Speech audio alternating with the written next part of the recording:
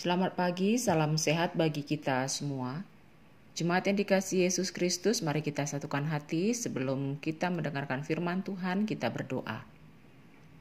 Terima kasih Bapa yang memberikan kekuatan dan nafas kehidupan bagi kami pada hari ini. Kami mau disapa oleh firman-Mu, berfirmanlah Engkau, kami telah siap untuk mendengarkan. Amin. Saudara-saudariku, firman Tuhan menyapa kita pada hari ini tertulis dalam kitab Roma pasal 12 ayat yang kedua. Janganlah kamu menjadi serupa dengan dunia ini, tetapi berubahlah oleh pembaharuan budimu, sehingga kamu dapat membedakan manakah kehendak Allah, apa yang baik, yang berkenan kepada Allah, dan yang sempurna. Demikian firman Tuhan. Saudara-saudariku, kita pasti pernah mendengar kata metamorfosis. Kata itu adalah bahasa Yunani yang artinya berubah bentuk. Bukan hanya sekedar berubah, tetapi berubah menjadi lebih baik. Dan perubahan itu linier atau bergerak lurus, bukan circle atau melingkar, yang artinya suatu saat akan kembali ke titik asal. Rasul Paulus menggunakan kata metamorpo untuk kata berubahlah. Sebuah akar kata yang kemudian membentuk kata metamorfosis. Metamorpo mengandung arti to change into another. Berubah menjadi bentuk yang lain. Atau dengan kata lain tidak sama dengan keadaan sebelumnya. Metamorfosis bukan merupakan perubahan sementara dari suatu sifat, tetapi benar-benar berubah dari keadaan yang sebelumnya.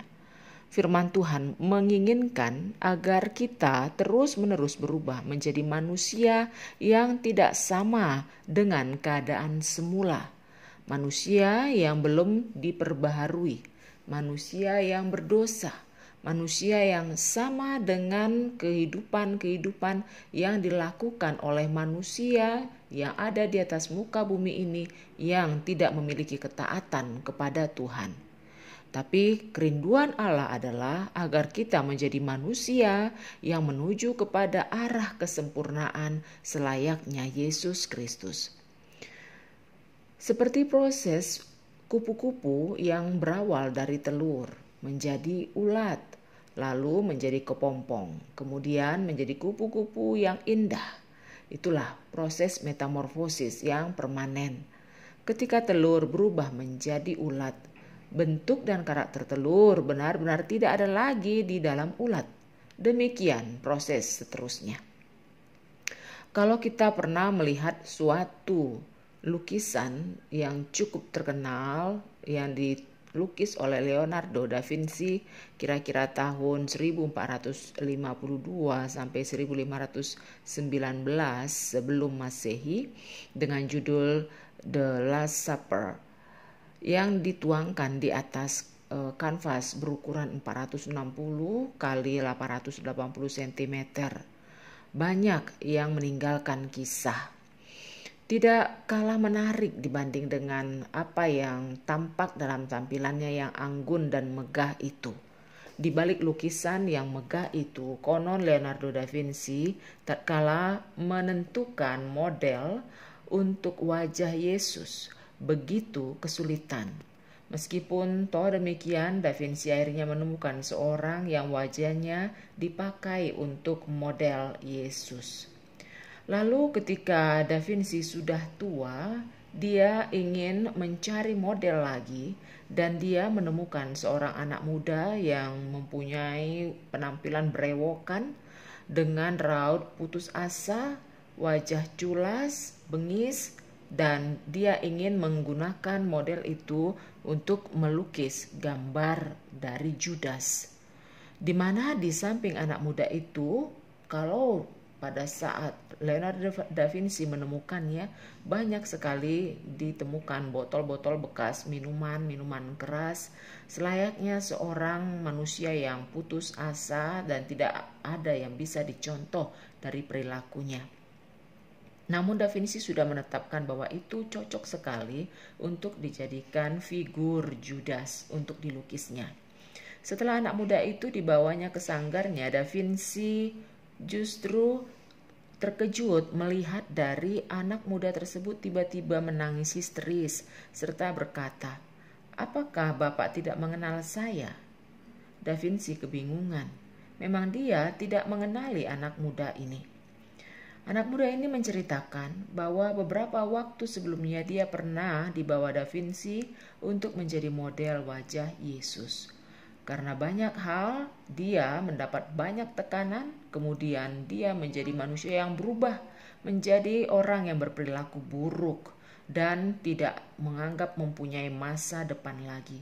Dan hal itu mempengaruhi penampilan dan kehidupannya.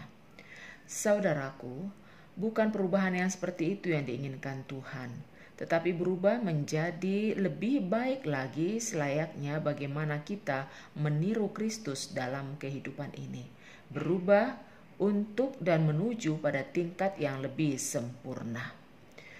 Maka dari itu melalui nats hari ini kita diingatkan manakala Tuhan masih menyambung nafas kita sudah melampaui masa-masa sulit dalam kondisi kesehatan kita. Kita sudah melewati masa-masa sulit dari kondisi ekonomi kita. Atau mungkin saat ini kita masih juga dalam kondisi bergumul. Namun intinya Tuhan masih izinkan kita hidup. Kita diajak untuk berperilaku, berubah ke arah yang lebih baik lagi. Kita diajak untuk meninggalkan perilaku yang seturut dengan kondisi yang ada di dunia ini.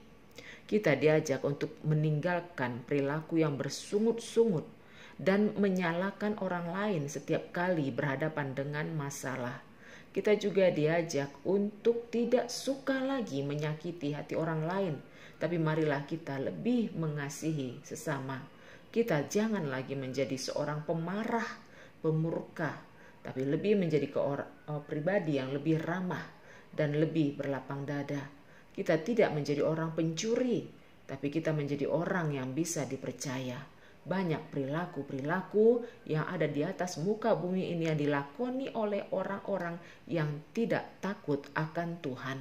Oleh sebab itu, janganlah serupa dengan dunia ini, tetapi hendaklah kita meniru pribadi Kristus agar dengan demikian kita menjadi orang yang berubah hari lepas hari.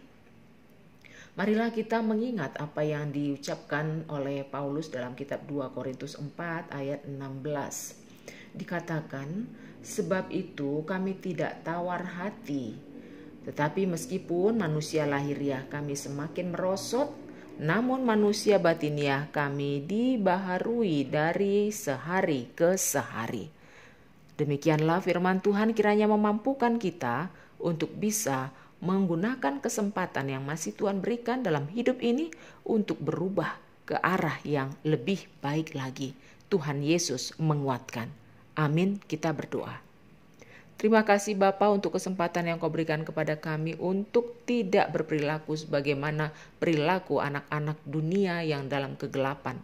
Tapi biarlah kami Kau kuatkan untuk menjadi orang yang mempunyai kepribadian yang baru, yang berubah menuju kesempurnaan dengan mengacu kepada teladan yang telah Yesus Kristus tunjukkan kepada kami. Biarlah kami menjadi orang yang lebih peramah, kami boleh lebih ringan tangan untuk memberi bantuan kepada siapapun yang membutuhkan. Meskipun pada saat ini kami masih dalam kondisi kesulitan, kami yakin dan percaya matamu terbuka melihat seluruh upaya, seluruh perilaku kami, dan berkat pasti akan Kau curahkan dalam hidup kami karena Engkau telah menguji iman kami dan kami dimenangkan dalam ujian-ujian sulit tersebut. Bapa, kuatkan anak-anak-Mu, kuatkan hamba-hamba-Mu, meskipun ada dalam kondisi ekonomi yang sulit, kondisi kesehatan yang lemah, tapi biarlah kami tetap berperilaku seturut dengan kehendak-Mu saja, supaya nama-Mu dipermuliakan di hati kami, dan kami pasti akan mendapat upah, baik di atas muka bumi ini maupun di sorga nanti. Bersama-Mu Bapa, kami akan berubah. Amin.